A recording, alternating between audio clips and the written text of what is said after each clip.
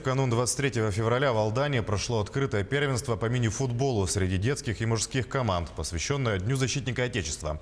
В гости к алданцам приехали футболисты из Якутска, Нерюнгри, Чульмана и Тынды. За баталиями наблюдал Руслан Павлов.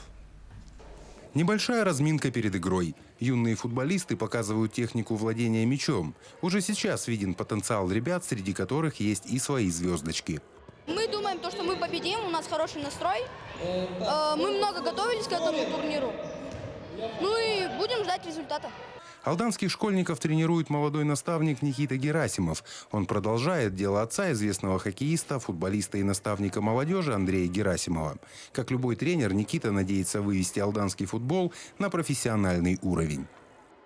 Конечно, может быть, мне это не удастся, но хотя бы приблизиться к этому, чтобы наш Алдан считался именно футбольной элитой футболистов, чтобы наши, скажем, школьники потом играли уже за сборную России. Хотя даже есть такое, что у нас в республике дети наши уже играют с других районов, играют за сборную России молодежку. Организацию футбольного праздника оценили гости. По их мнению, алданский футбол набирает обороты, и то, что за 6 лет первенства в него впервые включили детские команды, это большой плюс для всего спорта. В Алданском районе очень развит хорошо футбол. Проводят турниры, все хорошо. С удовольствием приезжаем, участвуем.